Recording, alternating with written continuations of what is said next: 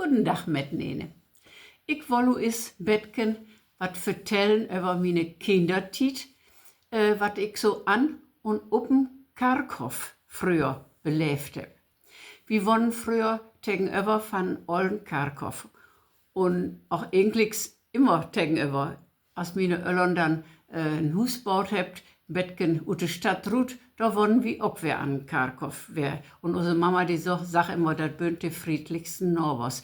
Und da hat sie ja auch recht mit, ne? Auf jeden Fall, wir waren dann als Kinder gerne achter de Karkowshegge und dann den wieder mit unsere Püppkes spölen. Da war so ein olden Mann in der Norbershop, die wollte das nicht haben. Dann kam er mit der Vize an und dann repe er, kick, kick, kick, kick, kick, das sind sie wie im Kirchhof. Den muss ich doch jetzt eben wegjagen da. Da habt ihr nix zu söken. Und wir sind dann gaude durch die Hegge kroppen, auf die Straße zu. Und wenn er dann da anquem auf dem Karkow, dann war kein Kind mehr da. Wir habt doch nix kaputt gemacht. Wir satten da bloß mit unsere Püppkes und waren an Häkeln und an Tünen mit so kleinen Stoffläppkes und nee, wir machen nix kaputt, gar nichts kaputt. Etwas auch gar nicht anders möglich west. Bei uns an der Straße hatten sie alle Kinder gorn. Und wann da ist ein Hustischken was, war vielleicht so ein Bettken gorn, achter tus was, dann da was keine Rasen, nee, da was dann Gemüse anbaut, auf Kartoffel, auf Stachelbeerstrücke stehen da und Wäschgepöle und Wäschgelinen und so eine Utlob für das Schwein. Und nee, da konnten die Kinder auch nicht spölen. Und wir satten dann also, so als gesagt, achter de Karkowshegge. Und achter das große Karkowsportal, wenn man so auf den Karkow ging, da stand eine große Truheweide. Da kann man wunderbar mit schaukeln. Da hängen die Töge bolle bis auf den Grund.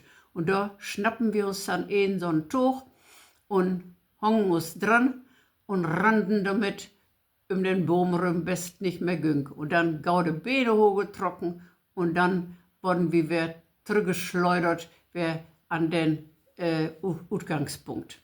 Das war unsere Schaukel damals. Es gab ja auch gar keine Kinderspülplatz. Das gab damals gar nicht für uns. Und was wir noch so hatten, das waren so kleine Kindergräfkes. Denen wir versorgen, da kümmern sich nicht eine mehr um.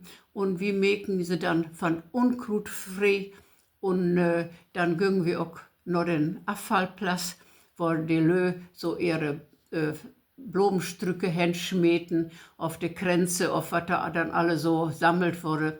Und dann keken wir, ob wir dort dann vielleicht noch war, in die Strücke noch mal ein Blümchen von, was noch einigermaßen gut utsuch.